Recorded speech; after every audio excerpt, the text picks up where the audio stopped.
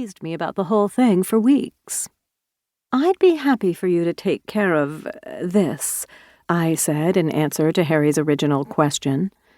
I bent down and scooped up Owen with one hand and raised an eyebrow at Harry as I headed for the door. "It's not like Ruby is in town."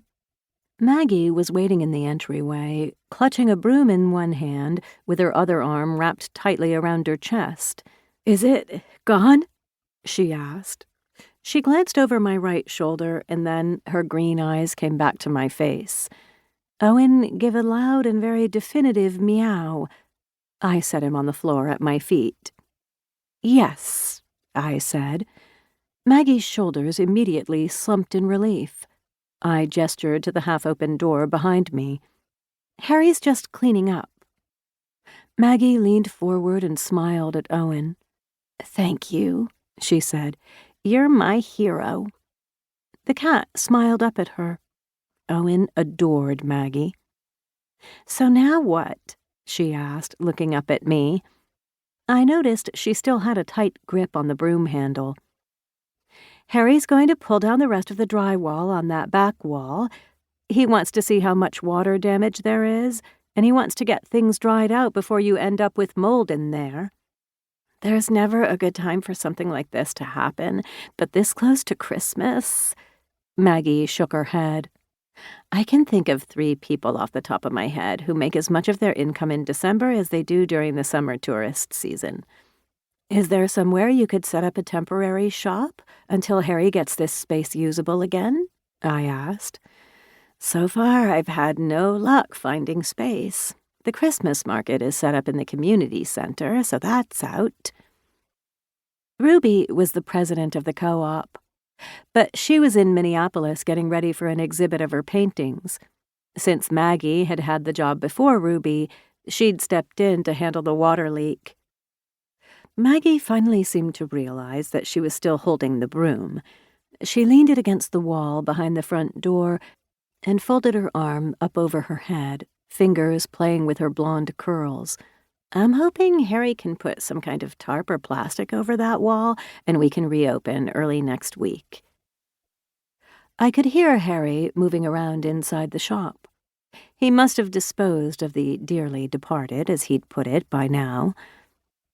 "Owen and I are going to help Harry," I said to Maggie. "Why don't you go upstairs and have a cup of tea?" "Maybe in a minute," she said. "I'd really like to get a good look at the damage. When I saw that flash of fur earlier, I didn't spend any time looking around." She gave me a sheepish smile. "I'm sorry I woke you up so early." "Meow," Owen said. I smiled. Like he said, we don't mind. And I was awake anyway. Hercules has been waking up early and seems to think if he's up, he should be having breakfast. Owen meowed loudly again. Hercules was his brother. If one of them had something, the other wanted it, the only exception being catnip chickens, which Owen loved and Hercules was bored by. And if Hercules is having breakfast, then Owen is having breakfast, and since neither one of them has figured out how to use a can opener, that means I have to get up too. I'd woken up at 10 to 6 to find Hercules breathing his kitty morning breath in my face. When Maggie had called at 5 past, I was downstairs in the kitchen wrapped around a large cup of coffee while the boys ate their breakfast. I put my arms around her shoulders now. "And even if you had woken me up, I wouldn't have minded. That's what friends are for." Owen murped his agreement. "Let's go see if Harry is ready to get started." Harry was set to tackle the rest of the old drywall. And since I didn't have to be at work at the library for a while, I'd offered to help. My parents had an old house back in Boston, and I'd removed drywall before.